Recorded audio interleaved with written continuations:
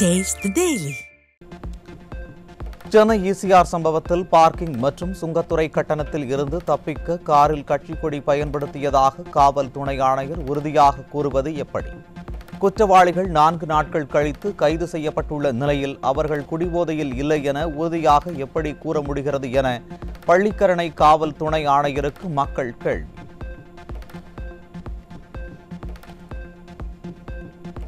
CCTV காட்சிகளின் அடிப்படையில் குற்றவாளிகள் எந்த இடத்தில் இருந்து புறப்பட்டார்கள், மீண்டும் எங்கு சென்று சேர்ந்தார்கள் என்பதை வெளியிட காவல்துறை ஏன் மறுக்கிறது? இந்த காவல்துறை இந்த குற்ற வழக்கிலும் யாரையோ காப்பாற்ற முன்னுக்கு பின் முரணாக தகவலை வெளியிடுவதாக மக்கள் சந்தேகம். சென்னை ஈசிஆர் விவகாரத்தில் காரின் உரிமையாளர் இவர்தான் என நேரடியாக பதில் கூற முடியாமல் நிறைய பேர் கைமாறி கார் வந்துள்ளது என மழுப்பலாக பதில் சொல்வது ஏன்?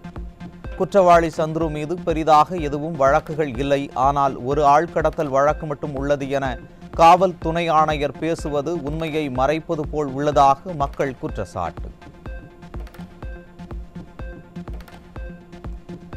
இன்னும் 3 குற்றவாளிகள் கைது செய்யப்படாத நிலையில் இந்த விவகாரத்தில் அரசியல் பின்புலம் எதுவும் இல்லை என காவல் துணை ஆணையர் உறுதியாக எப்படி கூறுகிறார்? ஒரு வழக்கு நிலுவையில் இருக்கும்போது நீதிமன்றத்தில்தான் விசாரணையை தெரிவிக்க வேண்டும் என உயர்நீதிமன்றம் பலமுறை அறிவுறுத்தியும் எந்த சாரை காப்பாற்ற இப்படி ஒரு பத்திரிகையாளர் சந்திப்பு என மக்கள் சந்தேகம். பிடிவாரண்ட் பிறப்பிக்க நேரிடும் என்ற எச்சரிக்கையை அடுத்து உயர்நீதிமன்றத்தில் தமிழக உள்துறை செயலாளர் ஆஜர். நிலுவையில் உள்ள வழக்குகளில் விரைந்து குற்றப்பத்திரிகை தாக்கல் செய்ய நடவடிக்கை எடுக்க வேண்டுமென உயர்நீதிமன்றம் அறிவுறுத்தல். புதுக்கோட்டை மாவட்டம் திருமயம் அருகே கொலை செய்யப்பட்ட அதிமுக நிர்வாகி ஜபஹர் அலியின் உடல் நீதிமன்ற உத்தரவுப்படி தோண்டி எடுத்து ஆய்வு. எக்ஸ்ரே அறிக்கை விரைவில் சிபிசிஐடியிடம் ஒப்படைக்கப்படும் என மருத்துவ தொழில்நுட்ப அலுவலர்கள் தகவல்.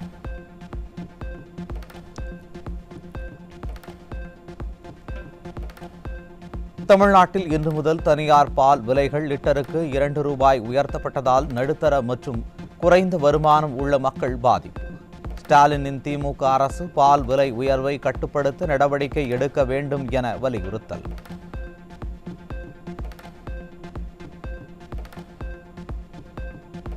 தமிழகத்தில் சர்வே எண் முழுவதற்கும் உட்பட்ட நிலங்களுக்கான வரைபடங்களை ஆன்லைன் மூலம் பெறும் வசதி நிறுத்தப்பட்டுள்ளதாக புகார். திமுக ஆட்சியின் நிர்வாக திறமையின்மையால் வீடு மனை வாங்குவோர் வேதனை.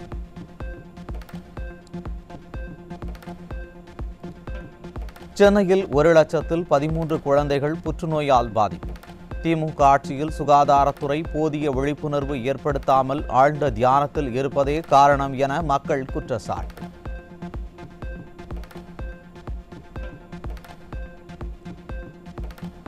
காலி மதுபாட்டில் பெறும் திட்டத்தை அனைத்து மாவட்டங்களிலும் உள்ள மதுக்கடைகளில் செயல்படுத்தும் பணிக்கு டெண்டர் கோரியது டாஸ்மாக் நிறுவனம்.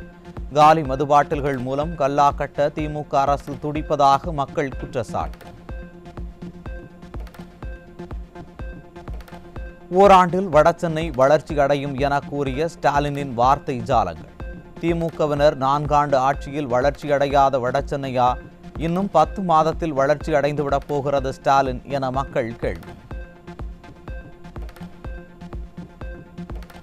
கிளாம்பாக்கம் பேருந்து நிலையத்திற்கு நடைமேம்பாலம் அமைக்கும் பணிகள் முடங்கி கிடப்பதால் ஜிஎஸ்டி சாலையை கடக்க முடியாமல் மக்கள் அவல். மக்கள் விரோத திமுக அரசு நிலப்பிரச்சனையை தீர்ப்பதில் அலட்சியம் காட்டி வருவதாக குற்றச்சாட்டு.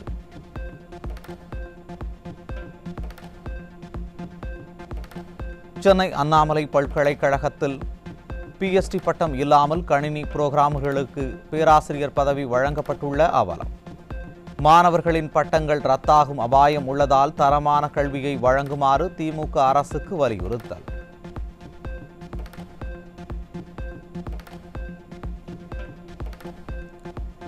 அண்ணா பல்கலைக்கழகத்தின் 8 உறுப்பு கல்லூரிகளில் ஏஐடிஇ விதிமுறை மீறி டீன் பதவியில் உள்ள பேராசிரியர்கள் நியமனம். தமிழக கல்லூரிகளில் பணி நியமனத்தில் ஸ்டாலினின் திமுக அரசு தொடர் விதிமுறைகளில் மீறுவதாக குற்றச்சாட்டு. 2024 ஜனவரியை விட 30% அதிகரித்து 62,000 ரூபாயை நெருங்கி வரும் 1 சவரன் தங்கம். ட்ரம்பின் கொள்கைகள், தேவை மற்றும் பொருளாதார காரணிகளே முக்கிய காரணம் என்பதால் டிசம்பர் மாதத்திற்குள் தங்கம் கிராமுக்கு 10,000 ரூபாயாக இருக்கும் என்று நிபுணர்கள் கணிப்பு.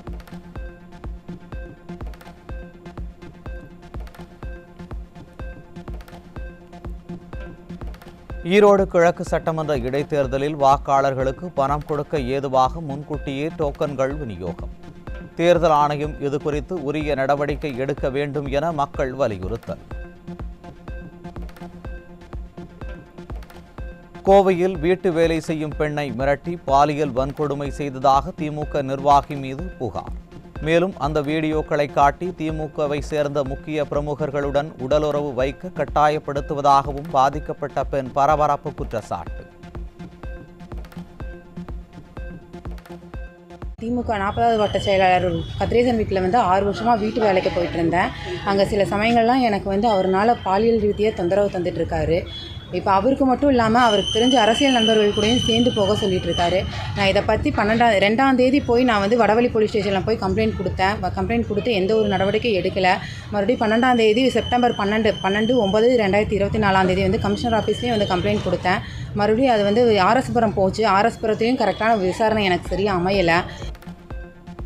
ஈரோடு அருகே பள்ளி மாணவியை பாலியல் வன்கொடுமை செய்த வழக்கில் கூலி தொழிலாளிக்கு 20 ஆண்டுகள் சிறை தண்டனை. ஈரோடு மாவட்ட மகிழா நீதிமன்றம் தீர்ப்பு. விழுப்புரம் மாவட்டம் மரக்காணம் அருகே 4 வயது சிறுமியை பாலியல் வன்கொடுமை செய்த வழக்கில் குற்றவாளிக்கு 20 ஆண்டுகள் கடுங்காவல் தண்டனை. விழுப்புரம் போக்சோ நீதிமன்றம் உத்தரவு.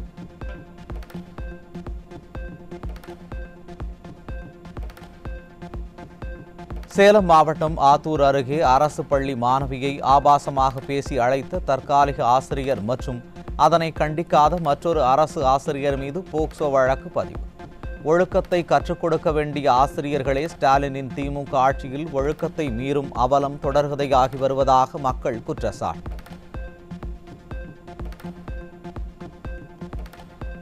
சேலம் மாவட்டம் ஆத்தூர் அருகே வீரகனூர் பகுதியில் 7ஆம் வகுப்பு படிக்கும் சிறுமிக்கு பாலியல் தொல்லை கொடுத்த 68 வயது முதியவர் போக்சோவில் சிக்கினார். திமுக ஆட்சியில் சிறுமிகளுக்கு எதிரான பாலியல் குற்றங்கள் நாளுக்கு நாள் அதிகரித்து வருவதால் வெளியில் செல்லவே அச்சப்படும் நிலை உள்ளதாக மக்கள் குற்றச்சாட்டு. சிவகங்கை மாவட்டம் திருப்பத்தூர் அரசு மருத்துவமனை வாசலில் 4 பேர் கொண்ட மர்ம கும்பல் இளைஞரை ஓட வெட்டி கொலை செய்த கொடூரம். நிர்வாக திறனற்ற திமுக ஆட்சியில் அரசு மருத்துவமனைகளில் மக்களுக்கு பாதுகாப்பு இல்லா நிலை தொடர்கதையாகி வருவதாக குற்றச்சாட்டு.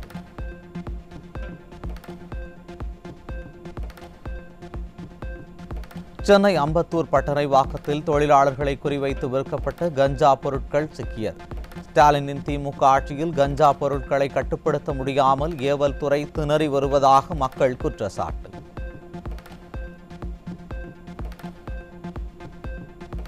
காஞ்சிபுரம் மாவட்டம் குன்றத்தூர் அருகே போதையில் வேகமாக கார் ஓட்டிய கல்லூரி மாணவன் விபத்துக்குள்ளாகி உயிரிழப்பு.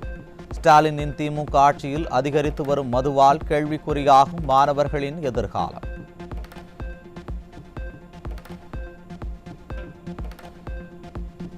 கோவையில் 2ஆம் திருமணம் செய்ய வற்புறுத்தி 22 வயது இளம்பெண்ணை வீடு புகுந்து கத்தியை காட்டி மிரட்டிய நபர் சிக்கினார்.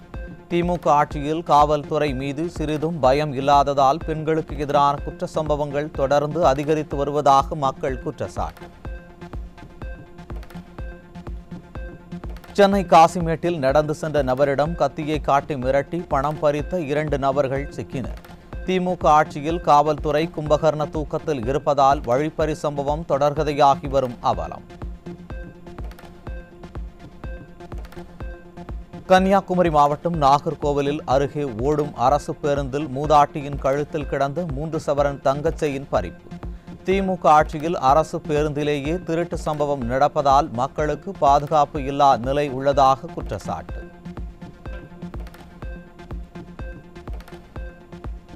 சிவகங்கை மாவட்டம் காரைக்குடியில் பூட்டியிருக்கும் வீடுகளில் கேஸ் சிலிண்டர் மட்டும் குறிவைத்து திருடும் நபர் குறித்த சிசிடிவி காட்சி வெளியீடு.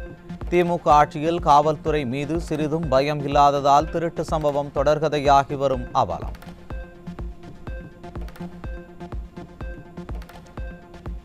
முதல் தகவல் அறிக்கையை உடனடியாக காவல்துறை இணையதளத்தில் பதிவேற்ற நடவடிக்கை எடுக்க வேண்டும் என காவல் ஆணையருக்கு சென்னை முதன்மை அமர்வு நீதிமன்றம் கடிதம். பல்வேறு குற்ற வழக்குகள் தொடர்பாக காவல் நிலையங்களில் பதிவு செய்யப்படுகின்ற எஃப்ஐஆர் இணையதளத்தில் பதிவேற்றம் செய்யப்படுவது இல்லை எனவும் விமர்சனம். கடலூர் மாவட்டம் புவனகிரி அருகே பொருட்கள் எடை குறைபாட்டை சரி செய்வதற்காக லஞ்சம் வாங்கிய காலை உணவு திட்ட மேற்பார்வையாளர் லஞ்ச ஒழிப்புத்துறையினரிடம் சிக்கினார். திமுக ஆட்சியில் அச்சமின்றி அரசு அதிகாரிகள் லஞ்சத்திலேயே திளைப்பதாக மக்கள் குற்றச்சாட்டு. வேலூர் மாவட்டம் குடியாத்தம் அருகே காணாமல் போன 3 வயது பெண் குழந்தை 3 நாட்களுக்கு பிறகு கிணற்றில் இருந்து சடலமாக மீட்பு. சடலத்தை பிரேத பரிசோதனைக்காக அரசு மருத்துவமனைக்கு அனுப்பி வைத்து விசாரணை. மதுரை மாவட்டம் சோழவந்தான் அருகே அதிவேகமாக இயக்கிய அரசு பேருந்து 10 அடி ஆழ பள்ளத்தில் விழுந்ததில் 20க்கும் மேற்பட்ட பயணிகளுக்கு காயம். திமுக அரசு தற்காலிக ஓட்டுநர்களை வைத்து அரசு பேருந்துகளை இயக்கி மக்கள் உயிரோடு விளையாடுவதாக குற்றச்சாட்டு. சென்னை OMR சாலையில் ஏற்பட்டுள்ள போக்குவரத்து நெரிசலால் பொதுமக்கள் கடும் அவதி. போதுமான போக்குவரத்து காவல்துறை இல்லை என பொதுமக்கள் குற்றச்சாட்டு.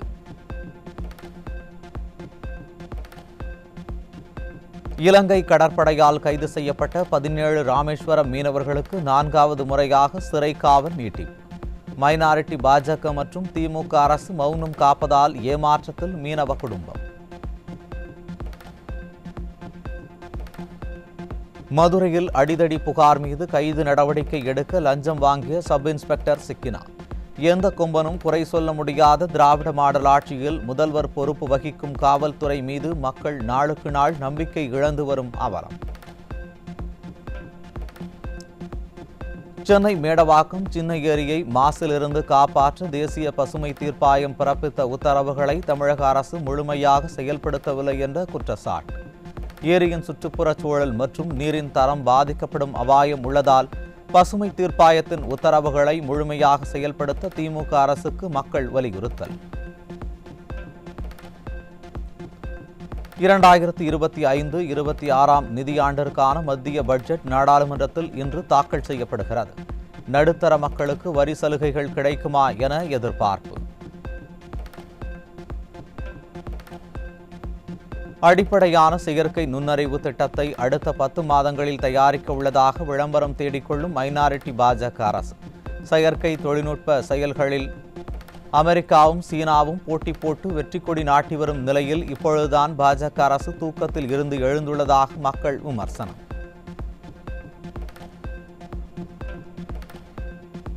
அமெரிக்காவின் பிலாடெல்பியா நகரில் சிறிய ரக விமானம் கீழே விழுந்து தீப்பிடித்து விபத்து. ஏற்கனவே நடுவானில் ராணுவ ஹெலிகாப்டருடன் விமானம் மோதி விபத்துக்குள்ளான நிலையில் மீண்டும் விமான விபத்து.